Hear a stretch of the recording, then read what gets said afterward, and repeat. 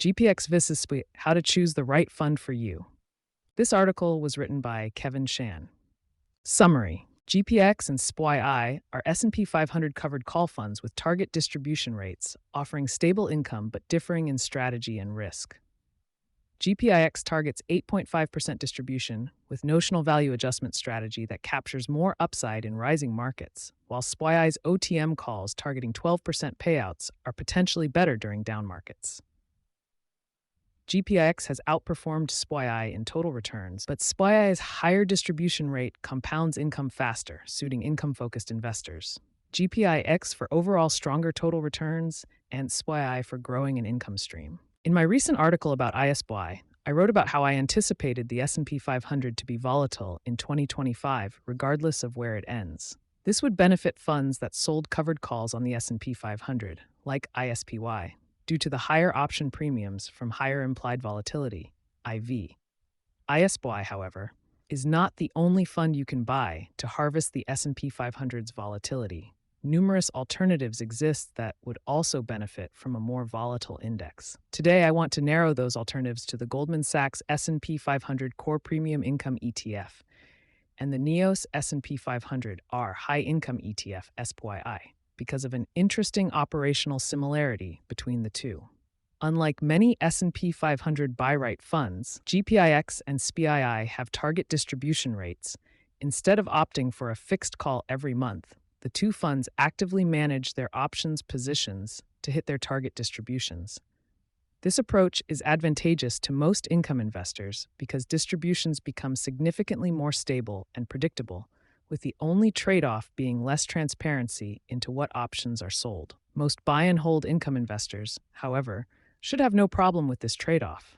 But aside from being S&P 500 covered call funds with target distributions, there are many differences between GPX and SPYI. First, and the focus of this article, is that GPX targets an 8.5% distribution rate, while SPYI aims for 12%.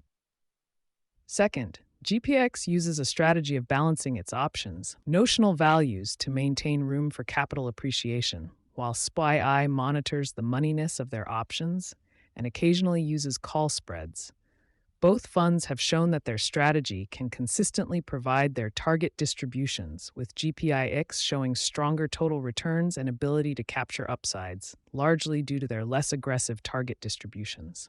However, one must question whether they want a less aggressive call option strategy given current market conditions. In a situation where both GPIX and SPYI's calls expire out of the money, OTM, SPYI higher distribution targets will offset any unrealized losses in the S&P 500 more than GPIX. Thus, the choice between GPIX and SPYI in 2025 depends on your outlook on the market. If you believe the S&P 500 will struggle in 2025, SPYI will be the better choice. If you believe the S&P 500 will continue growing, then GPIX provides a better balance of income and capital appreciation. The choice will also depend on your philosophy as an income investor. The fund that will better maintain its NAV while consistently generating the same income over the long run is GPIX. It's a safe buy and hold you can reliably own while withdrawing all your dividend payments. On the other hand, SPYI will offer less in total returns in the long run, but is the better choice for those focused exclusively on widening the size of their income stream. Why GPIX is better at capturing upsides. Both SPYI and GPIX are funds that I had written about previously, and I have linked the articles below for my more in-depth look at their strategies. GPIX capturing more upside than other monthly S&P 500 buy-right funds. SPYI buy this for the 12% target distributions. In both articles, I rated the funds as buys due to their solid strategy and ability to balance income and capital appreciation. GPIX, however, is the better fund for capturing upside due to its more conservative income target and portfolio management strategy. Since its inception, GPIX has handily beaten SPYI in total returns by nearly 10%. Your portfolio would also be worth much more with GPX's 27.39% price returns compared to SPYI's 14.11%. Because GPIX has a more conservative distribution target, it does not need to sell calls as aggressively as SPYI. Per their prospectus, GPIX will generally sell call overlays at the money, ATM. but adjust the notional value of the options between 25 to 75% of their portfolio to reach their desired target distributions while maintaining prospects for capital appreciation. For example, GPIX has currently sold two forward 75 SPYI contracts. At SPYI's current price of $597.58 and GPIX's approximately $408 million AUM, the options cover about 36% of GPIX's portfolio.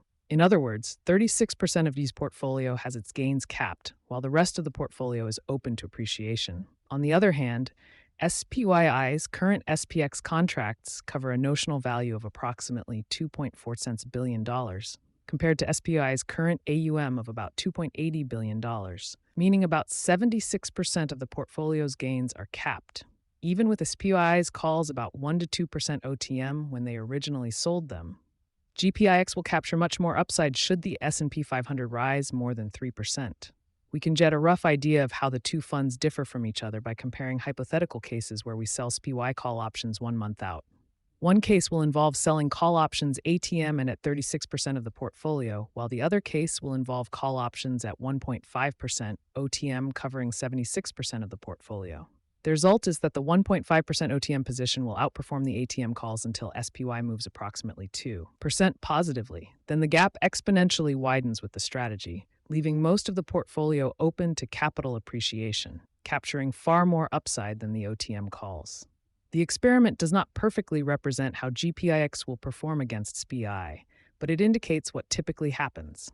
If the S&P 500 moves past the OTM strike prices from SPYI, GPIX will typically outperform, leaving more of your portfolio open to capital appreciation because you don't need to hit as aggressive of a distribution target rate allows you to capture significantly more capital appreciation in the underlying. To add to this, GPX also has a 0.29% expense ratio versus SPYI's 0.68%. Thus, if you believe the S&P 500 will continue to grow, GPX will be the better choice than SPYI. That said, there is a world where SPYI can outperform. If we look backward at the chart, we'll see that OTM calls will outperform if the underlying does not move past the strike prices. Additionally, it's more beneficial to have higher distribution targets should the underlying asset fall in price. Neither an ATM call nor an OTM call is going to be exercised when the underlying asset falls by the option's expiry dates. So you might as well collect the higher premium from the ATM call versus the OTM call. The same can be said about managing option notional values. It doesn't matter whether you're covering 10% or 100% of your portfolio if your options expire worthless. Your portfolio value is still going to be the same, so you might as well have gotten more income. This leads to the consideration of when SPYI can be a better performer than GPIX. Having a more aggressive target distribution during falling markets will offset any losses in your underlying asset at no cost, as long as the underlying does not quickly rebound. Higher volatility levels will also equate to higher premiums, which theoretically makes it easier for SPYI and GPIX to hit their target distributions. But while GPIX will likely stop around their 8.5% mark, SPYI can be more aggressive without taking on relatively more risk to generate its 12% yield. If you believe the markets will fall and become more volatile, SPYI will become a better investment than GPIX. Unfortunately, we don't have data comparing GPIX and SPYI during down markets, but we can see how SPYI had often offset losses in the S&P 500 during the 2022 bear market. Income investing philosophies. Time in the market generally beats timing the market, and the choice between GPIX and SPYI goes beyond your predictions for the market in 2025. The more important factors are your investing goals and philosophy.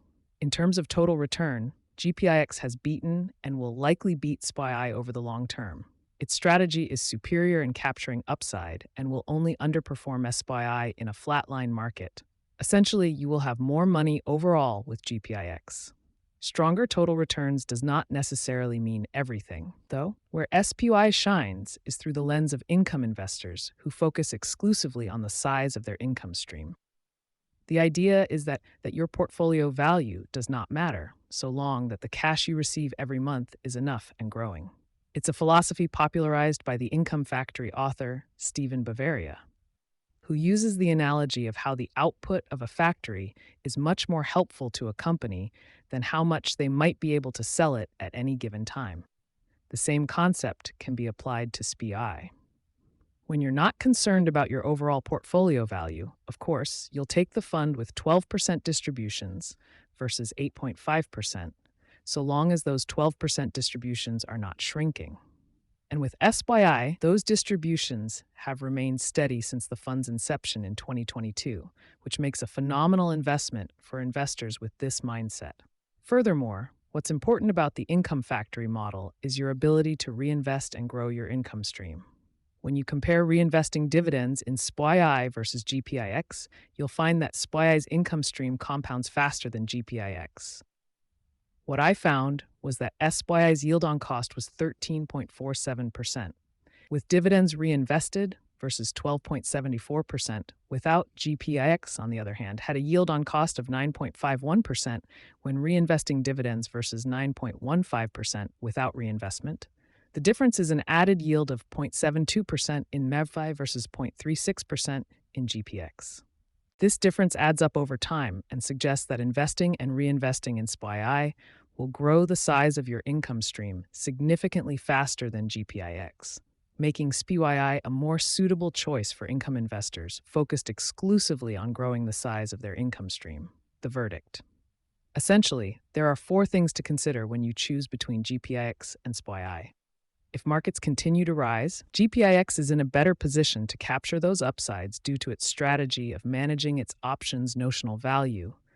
SPYI, on the other hand, has a better chance of reducing downsides with its larger distribution targets, and could outperform GPIX if the markets fall and become more volatile without experiencing significant rebounds.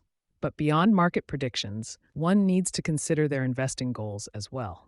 GPIX is the better sleep well at night fund that you can buy and withdraw all distributions to live off of without much concern.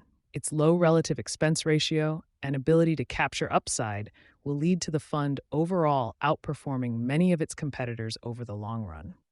That said, if you're more of an investor focused exclusively on the size of your income stream, SPYI will be a better choice. Its higher target distribution rate at the cost of some price returns can be worth it, especially when considering that you can compound your income stream much faster with SPYI than GPIX through reinvestment. I continue to assign my buy rating for each fund, but for different reasons. Which fund you invest in depends on what you're focused on, as discussed in this article, though there's no reason you can't buy both either. This article was written by Shan.